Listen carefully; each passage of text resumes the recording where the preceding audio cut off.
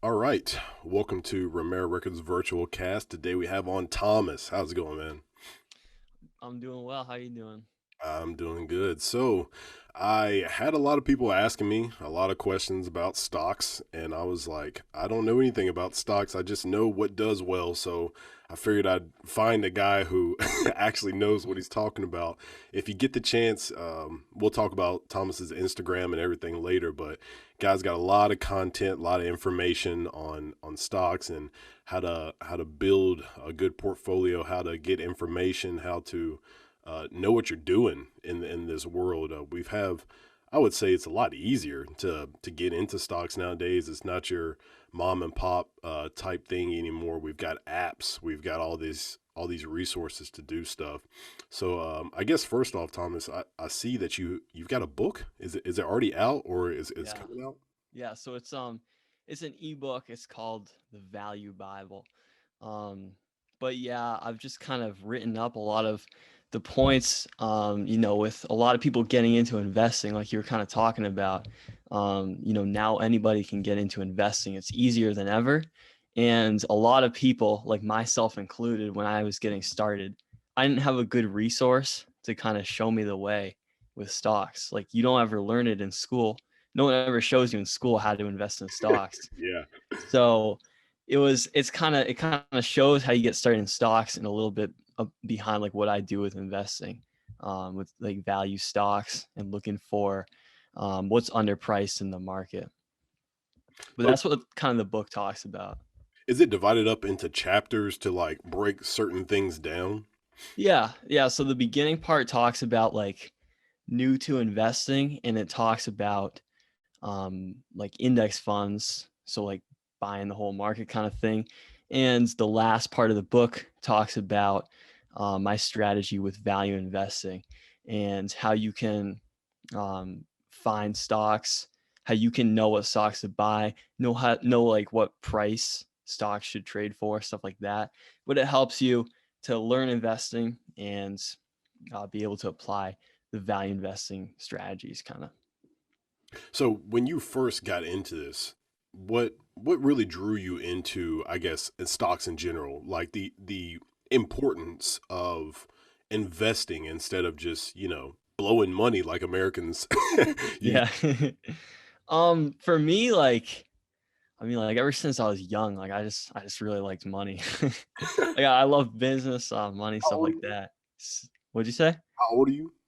18. You're 18. So the average 18-year-old is more focused on Tinder, who they're going to hook up with. That they're not focused on stocks. They're not focused on investing. So it's pretty crazy. You have this mindset. How in the world did you? I don't know. At such a young age, what made you? You said you've always been into like saving money, but like how'd that start? Yeah, man. I mean, I just well, I was like 16, 17. I was, like watching all the stuff on YouTube. You've probably seen a bunch of the content out there for like making money, how you make money. Like Graham Stephan, I watched a bunch of his stuff. I watched a bunch of different like the YouTube things, and I guess I kind of like went down the rabbit hole just watching all the different things with investing, how to make money.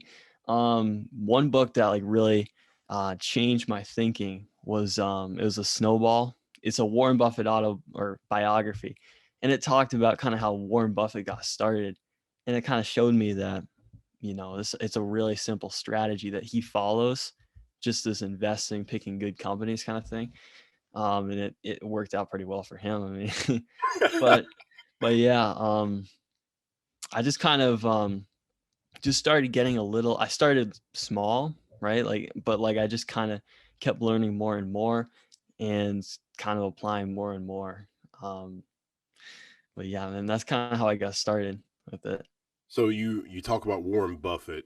That guy, we've known him as at one point he was the richest man in the world, and he's still up there in that top group of people. What about Warren really captivates you? Like, yeah, he's rich, and yeah, we know he's got stuff in the stock, but that doesn't mean he should be, a particular role model. What do you think about Mhm. Warren has really, I guess, captured your mindset? So I think like it kind of got me at first, like listening to like Warren Buffett's kind of philosophies, because it talks all about when you buy stocks, it's just like buying a business, Mm, right? You use like the fundamental ideas behind like buying a business with buying stocks. So like I think like when I got started, I was just kind of looking for how I can make money like really quick. Like so I was thinking like what's gonna go up kind of thing. Um and I still kind of like mess with that sometimes in my mind too, but like it started to get me to think more about like what kind of business would I want to hold like forever, like as an owner. Like so I switched from like thinking of stocks to like make money to like be an owner of the stocks. And that kind of flipped my mindset with that. And I also like because like Warren Buffett is like a pretty frugal person. Like I was when I was reading in the book, like he's just a frugal guy. That's kind of how he grew up. yeah. And it kind of stuck with me because I'm a pretty frugal guy too. But yeah, that kind of made sense with me. And like the idea of value investing, buying something for cheaper than what it's really worth, like that kind of really stuck with me because like that makes sense to me. Like how you could see high returns from following a strategy like that. That always kind of resonated with me, and that's what kind of pushed me to really learn the strategy. So when you were talking about thinking about what you really want to invest in, like a company and sticking with them, I guess my wife is a natural at that because I was just telling her, yo, just find something cheap and just buy a stock because she didn't have any. Mhm, And I had like probably 10 different companies I was invested in. And I was like, just mhm. buy a stock. It doesn't matter. So this is in about 2019. And she buys Tesla for about 279. That's And I was awesome. like, all right, cool. Crazy. Bought Tesla, 279, whatever. And so it starts going up. And I was like, all right. So I think it got to about 2,000, like 2,200 or so, and then they announced they were doing the split, and I was like, Rachel, sell. I was like, sell it. It's guaranteed money. She's like, no, I think I want to keep it, and I'm like, all right, whatever. Mhm. So she keeps it, or they did a 5-to-1 split. Yeah. For everybody that doesn't know, so when you have a stock and they decide to do a split, whatever the number the ratio number is basically saying for every one stock you own, they'll give you this many stocks. So if it's like a 3-to-1, you'll get three stocks for every one stock you own. So Tesla did like a 5-to-1. So she basically got out of the 2,000 something dollars she had, they split it up into five more stocks. So just do the math and you just divide it. Well, she still kept those stocks, and now Mhm. they're back up to like $800. So she went from one stock at 2,000 to five stocks at like 800 a piece. And so you do the math. She's really capitalized on that. So Crazy.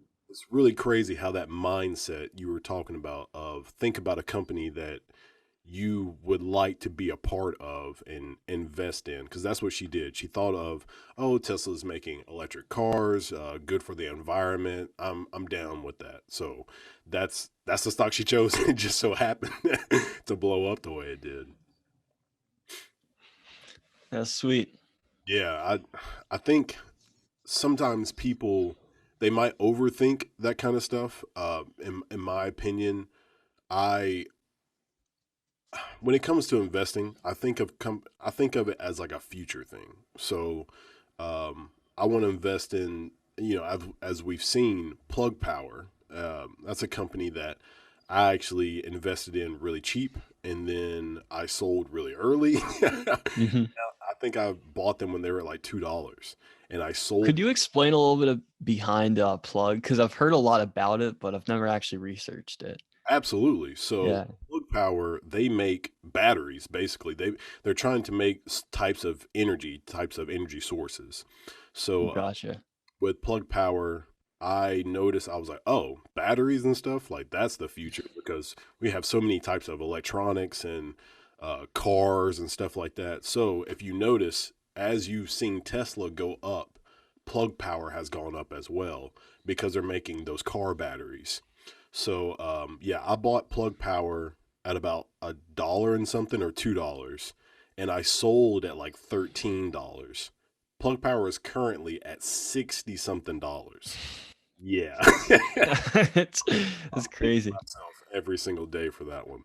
Another one to watch that is very similar company is called like Fuel Cell. Yeah, I think it's called like Fuel Cell. Very similar company. I bought them at like $8, and I think they're at 17 right now. So yeah, it's as I said, it's something that you just kind of have to. I guess you just kind of have to watch. You know, you just got to Hmm. think of what's going to be in the future. So, uh, for you, when you're looking at a company and you're like, hey, I think this company is going to do well. How long are you looking at them? Are you sitting there waiting, or do you just go ahead and pull the trigger and see what happens? So I think like for me, I have to make sure I have to do a couple things. I have to make sure I do a couple things right when I'm looking at the company.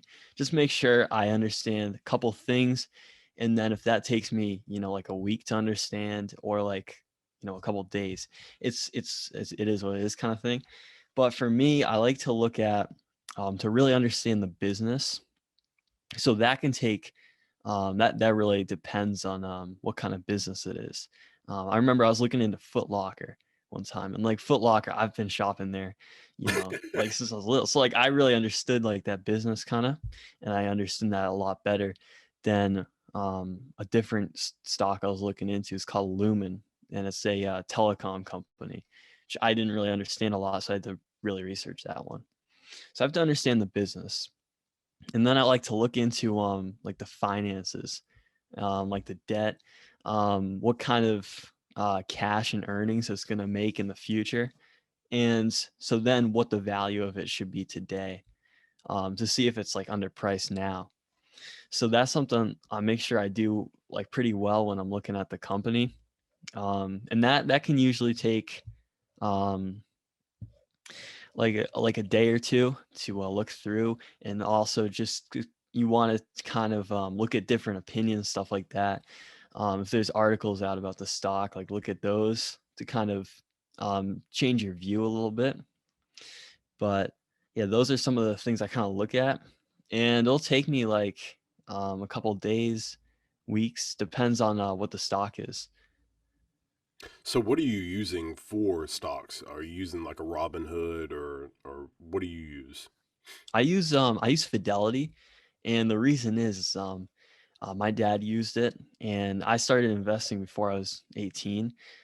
So I was trading under his account. So then when I became 18, my stocks, I made my own Fidelity account. The stocks rolled over, and I've just been using Fidelity. It's a really nice tool, because you get access to extra research and stuff like that. I use their industry reports. Like if you're looking to learn about a different industry, um, like say you're trying to learn more about like the batteries and stuff like that, you can learn more about that industry from their research reports that they make up for you, and they're really nice. Okay, that's awesome. Yeah. For let's talk about the amount of money that you put into your stocks. So let's say you're average person, you make let's say 40, 50 grand a year. How much of that percentage do you feel like you should be investing compared to just putting it maybe in your savings account, or putting it into, some people use just like bonds instead of stocks. Like, how much do you feel like is a safe bet, and how much do you feel like would be like an aggressive amount to invest into stocks? Yeah, that's a really great question. Um, I have to say, I think like I think that has to be kind of different for everyone. Um, it's gonna largely depend on what you're comfortable with, what you want to see, what your goals are. Um, so yeah, I'd say the most important first thing with like how much you want to save before you invest, you want to make sure you have an emergency fund set up. So that's like 3 to 6 months of expenses just set to the side. So um, to give that like some context, before I started investing, I set aside 3 grand that I would just have kind of off to the side for me. Um, and if you're making like 40 50 grand, I mean that'd just be whatever 3 to 6 months of expenses are for you. I think that's a good thing to start off with, because like, let's say there was an emergency and you had to make like a big payment, then you could take it out of that account instead of having to sell your investments. So that can be like really helpful. Um, and then like how much you want to put in stocks and bonds, I'd say that kind of goes up to you. Um, like think about how much I'd probably invest whatever is left after expenses from working, and then you can kind of choose if you want to put that in stocks, put it in bonds. I'd say bonds aren't doing really well right now. Interest rates are at like all-time lows. So I'd say most of it should go into stocks. But if again, like that's more for you to decide than me, because I've also had like limited experience in this too. But yeah, man. So for somebody who is just starting out, they might not know anything about stocks and let's say like dividends. What are some companies that you feel like would be some good like safe bets? Like, hey, you can put your money on this company, and you're going to be okay. You don't need to freak out, stuff like that. I'd say um I'd say if you're getting into stocks looking for a safe bet, um probably the best, well, right now it's kind of tough because a lot of the great companies that we all know, like Facebook, Apple, um, even Coca-Cola, Pepsi, like all those really big companies, they're kind of a little bit overpriced right now because it kind of goes for a couple different reasons. One, interest rates are so low, so all people looking for bonds like equivalents can go to these really safe stocks. And then two, just the market's really high in general. I'd say a really great way if you're looking for a safe long-term investment that you don't have to worry about when the market goes up and down, that you can just buy and hold, are index funds. So basically, those are just funds that track the general market. They're like a big basket of stocks. So each one has like a couple thousand stocks, and you put your money into it, and it's just going to grow kind of with the economy just over time. And it's going to see about 8 to 10% annually over a really long time.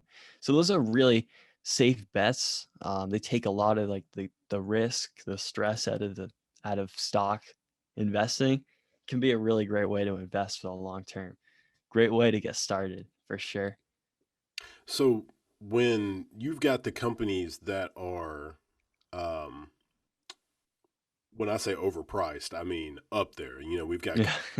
Google. They've so a lot of people don't know this, but Google isn't the actual company, like the main like parent company. You've got, is it like Alphabet A, B, and C? Oh yeah, yeah. So Alphabet A, B, and C, or Alphabet A, B, whatever they are, they've got multiple different stocks, and they're upwards of like $2,000, $3,000 for those stocks individually.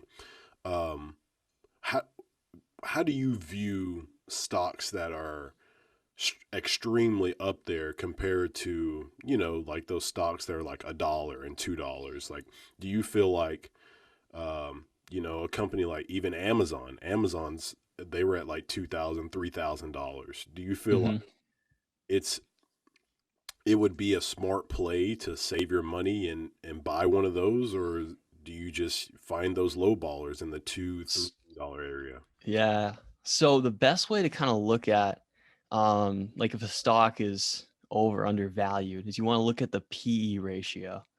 So basically what that is, you want to see lower instead of higher, because lower means like underpriced. But basically PE takes the price of the stock and divides it by the company's earnings.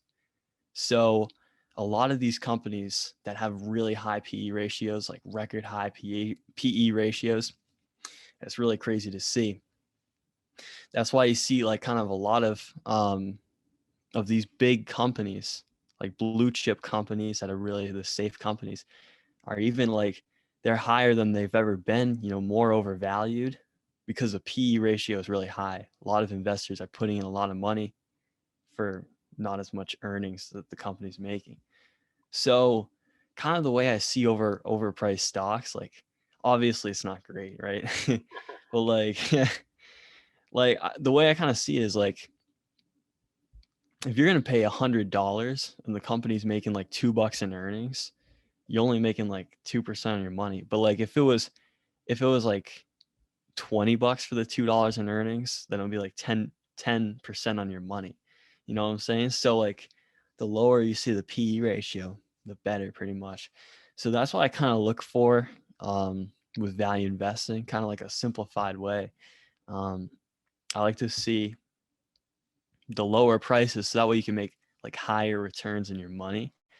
That's what I'm kind of looking for in value stocks. Do you like to keep a good mixture of like stocks that have a good dividend compared to stocks that you know that are going to rise? That's a good question. I think with my content, I've focused it a lot around dividends for sure.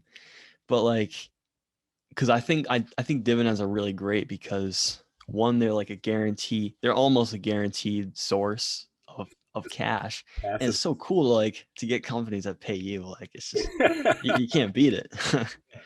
But I'd say the biggest thing I really look for is like making the highest return you can.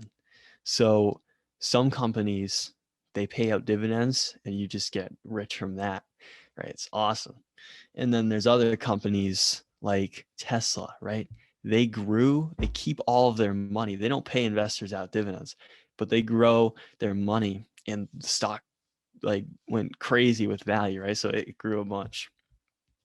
So I'd say the biggest thing to look for that I look for is just like the highest returns I can get. So if that's from dividends, growth, value, it's like here and then it goes to here kind of thing. That's what I kind of look for. I'm probably best at just looking for value. I have a tough time with growth stocks, but let's say value dividends, they're kind of my thing, and that's what I kind of look for. So when you're looking for those types of companies, is there a certain is that like a genre? Is it like companies that treat their employees well, have good dividends? You know what I mean? Like, is there a certain group of companies that usually have higher dividend? Yeah, yeah. So a couple of things you want to look for, like the telltale signs of a good stock kind of thing. Um, I'd say you want to look for companies. Well, one, they don't have a lot of debt, right? Because if they don't have a lot of debt, that means they're more free with their money, so they don't have to worry too much about like interest, like beating down on them, like interest payments. Um, you want to see like low debt. You want to see that it's making good returns and that it's pretty underpriced on the dollar. So you can look at the PE ratio, different ratios like that show kind of the value of the company.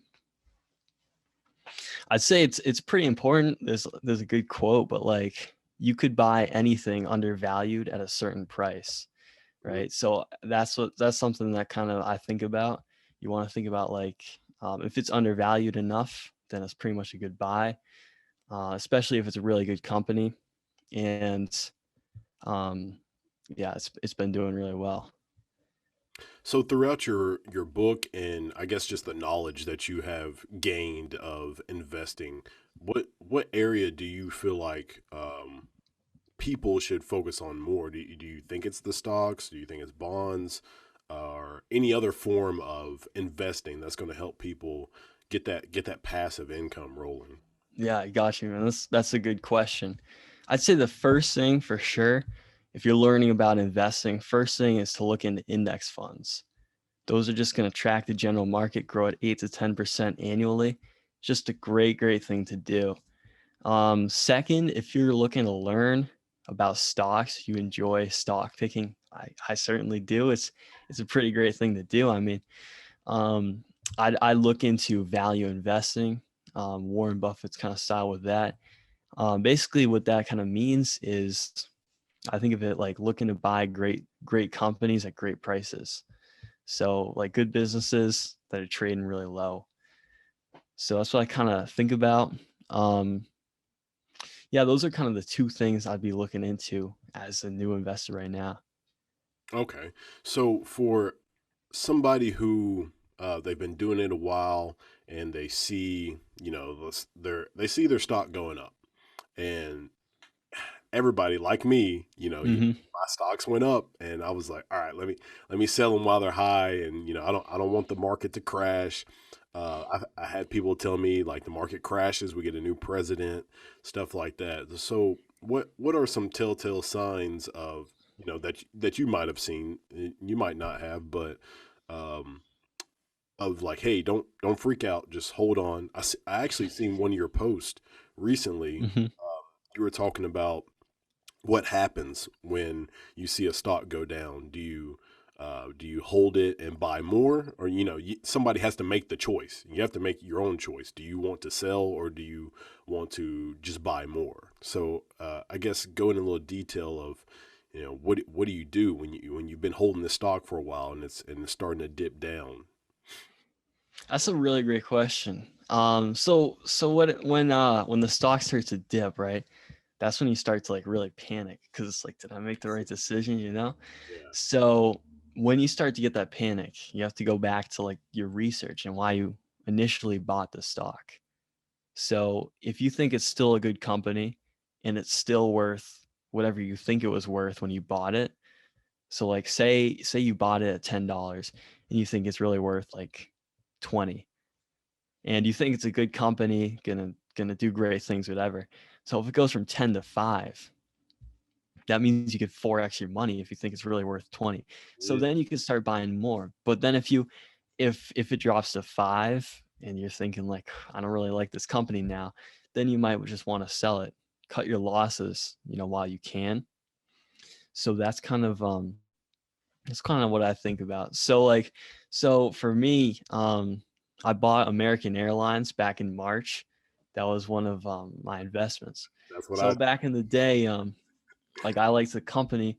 Well, I didn't know too much about what I was doing. Like I was just getting started. So, but yeah, I saw it dropped like like 50%, whatever. I forget what it was, but it just absolutely plummeted, and I knew the airlines had to be worth more, right? So I've been holding it for a couple months, and that's when I started to like realize like this isn't really a good company. Like I don't really like these airline companies.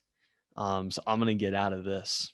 And I kind of just sold then because I realized I didn't like the company.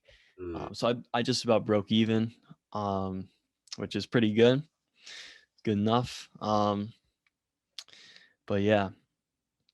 Do do you ever feel like sometimes you need to, I guess, think about a particular industry more than the company? So, like, I know in Hmm. Robinhood, they'll have like a top 100, or they'll have tech or healthcare, stuff like that. Would you advise people to look into, I guess, just certain companies within a genre of stocks? Yeah, that's a great question. So I'd say with what stocks for like which industry you want to look into, I'd say it's best to think about like what is a great business. So this was pretty interesting. I was learning about this, but basically, these great businesses that are going to have low debt, right? They get to be that way because their businesses, they don't take a lot of capital to start up. So these are some of like the really good businesses. So if you think about it, like think about like for example, like American Airlines versus like Facebook, right? So American Airlines, when they want to make money, they have to go out, they have to make airplanes, they have to make airports, they have to do like all sorts of crazy stuff, like bring in 100,000 people for their airports and stuff like that. Get pilots in, so they have to do a lot to make money, and they have really high costs. And then additionally, they also have, well, so they're going to have high debt from that, but then they also have to compete on price because Southwest, Delta, United Airlines, they're all doing the same thing. And whoever has the lowest price for tickets gets the customer. So it's a really competitive industry there.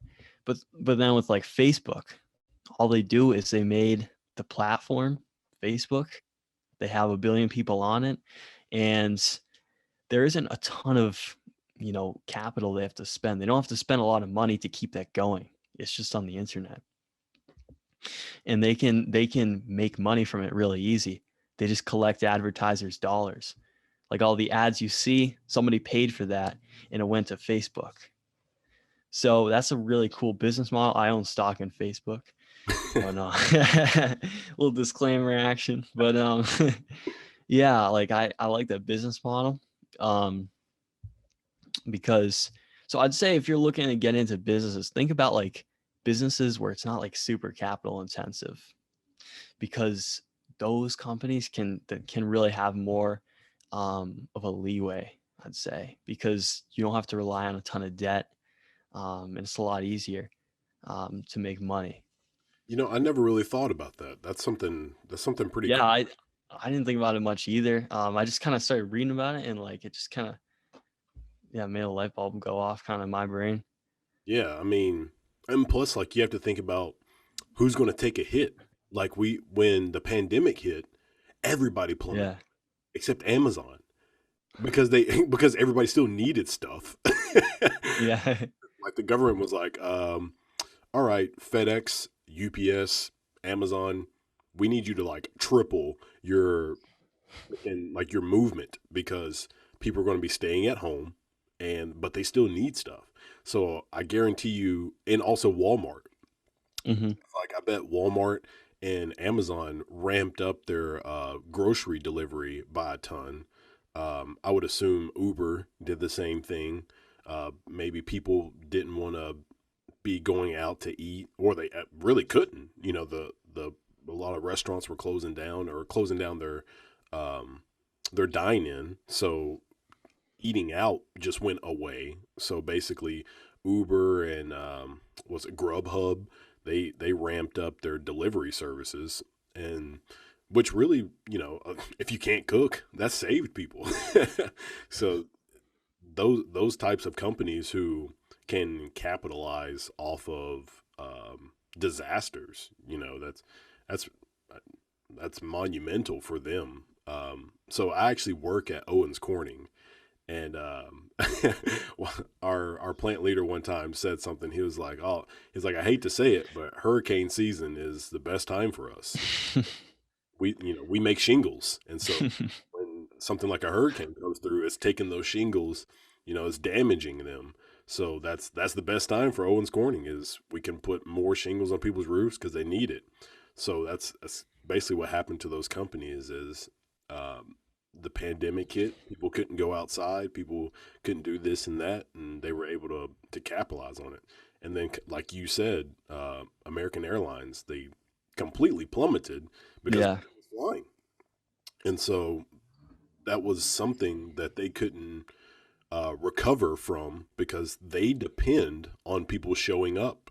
They depend on people coming to their airport and flying. And so if they can't do it, then they're going to dramatically take a hit. But you can still get on Facebook from home.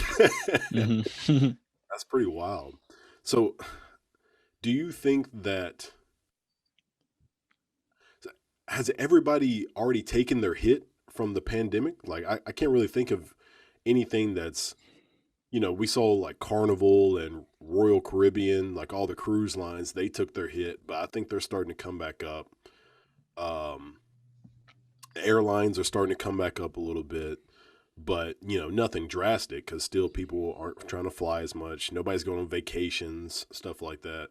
Um, do you think the pandemic has hit it's hit the all-time low already and that's all over and now it's time to like find out what's going to come back up, find those value stocks? um, yeah, like that's a really interesting question. I mean, I wish I knew. Wish I knew. I just think it was pretty interesting is like I feel like we've already had a huge recovery Yeah. from the pandemic. I mean, um, the market's even higher than it was in March. It gained over the year, I think. But I think what's the biggest kind of like hit that we'll probably get from like the recent activities, I think it's going to be pretty interesting over the next couple of years. Because like there's a lot of stimulus money that went out, Uh, and there's a lot of like government debt stuff like that. So um, yeah, honestly, I just hope the market like can stay doing well, kind of thing. Because I think like I think we've done really well for a really long time. Market's been really great for investors over the past 10 years. But I think it would be tough for it to go forward doing that. But I also don't know, like nobody can really know that. Exactly. Yeah. Nobody really knows. That's the crazy part about stocks. You know, when Hmm. I was sharing my info on Facebook, people were asking me like, "What do I buy?" And I'm just like, "I don't know." Like you Yeah.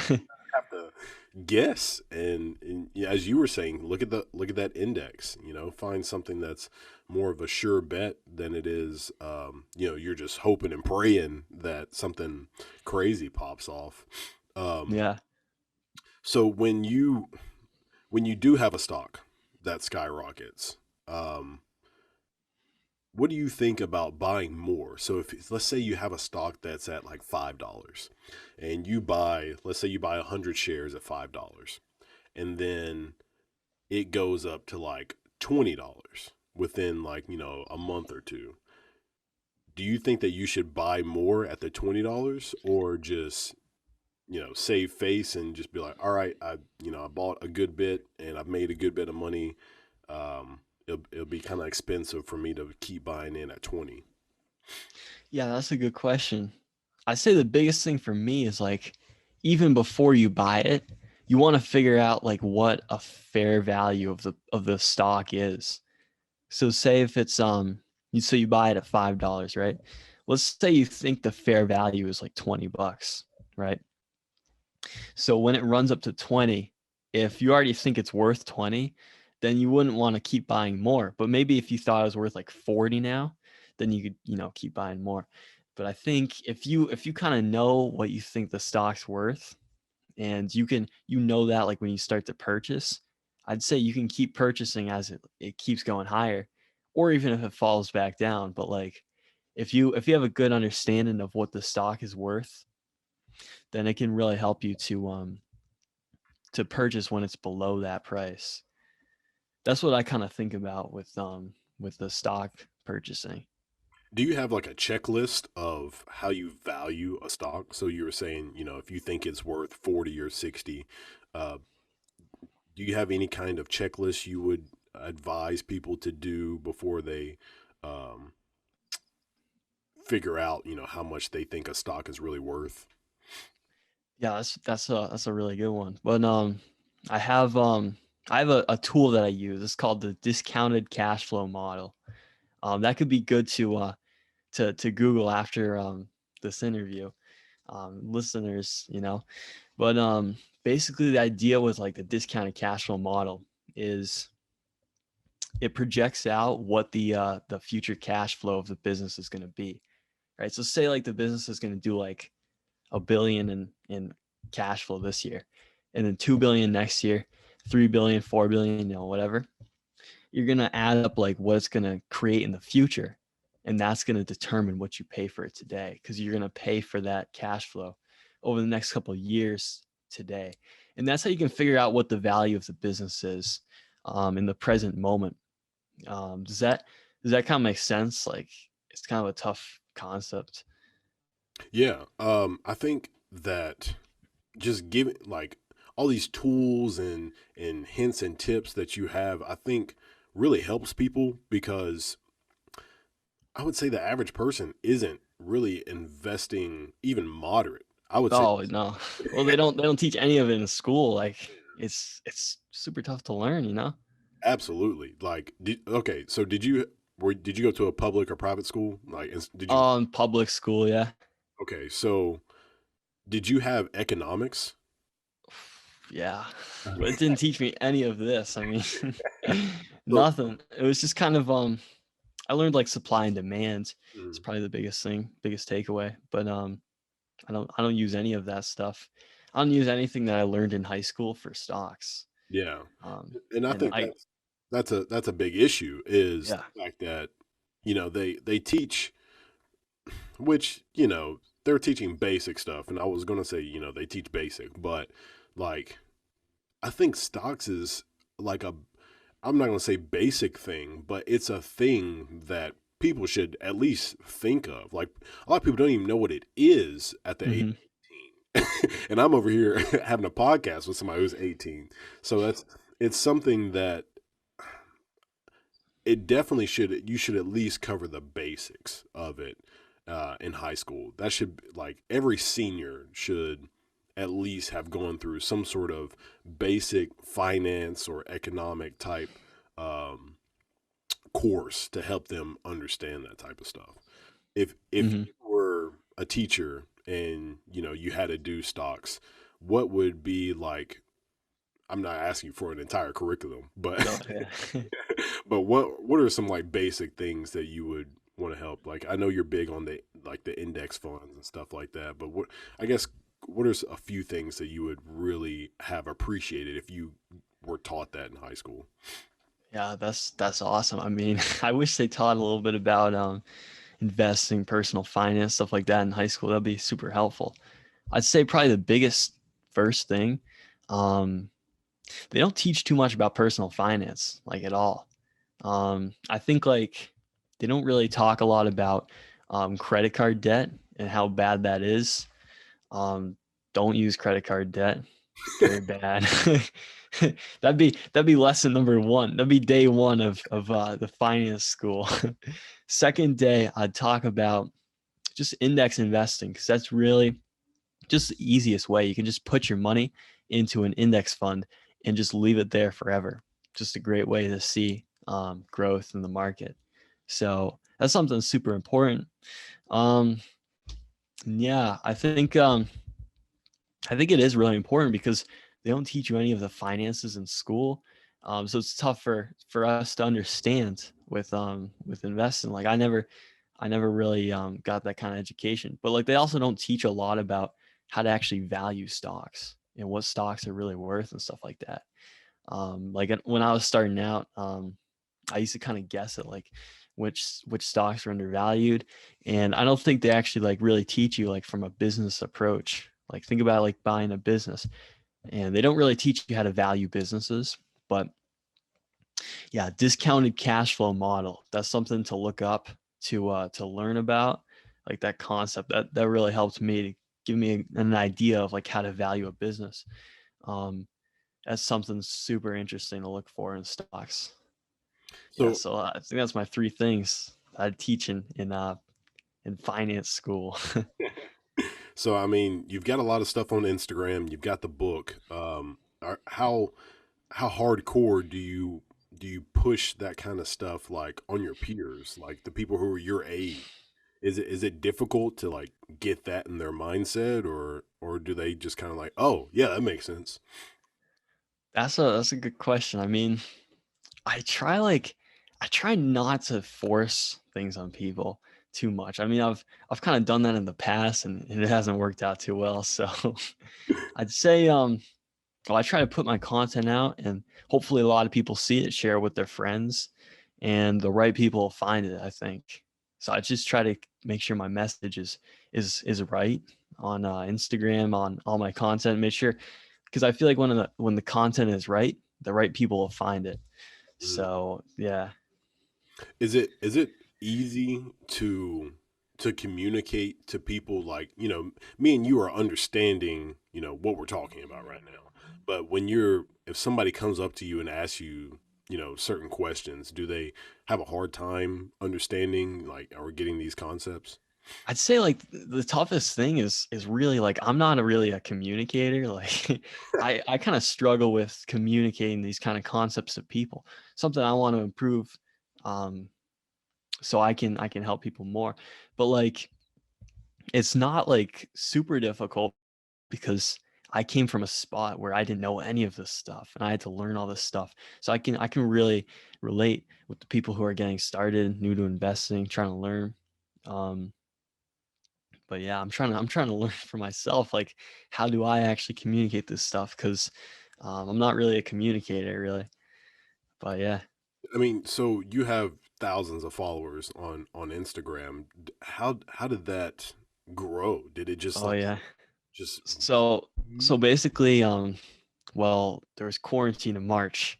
So this was I was a senior in high school then. I'm a college freshman right now. But in March, a senior in high school.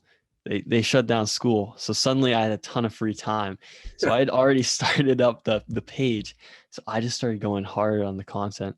Um, I would really engage with a lot of people, talk to a lot of people in the space, made a lot of connections there back then, especially. And that's kind of how I grew to the first 100. It was super difficult. And then like the first 500. And it probably took me like 2 or 3 months to get to 1,000, but it was such a great moment. Um, and then I just kept making the content better. And it took me from March until probably like December to get to 10,000 followers. And then it's kind of grown a little bit after that. But I put up content every single day from there. And I reached out to a bunch of different people, commented, liked a bunch of posts and stuff like that. But it was kind of it was a daily grind kind of thing. Daily grind was the way to success for the Instagram. Is that your biggest platform? Yeah. It's, Yeah.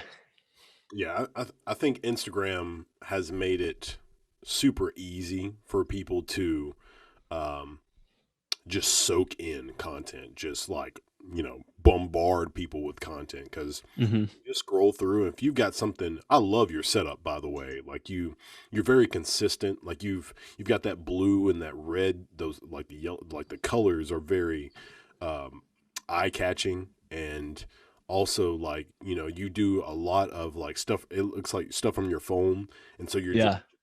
it's personal. You know what I mean?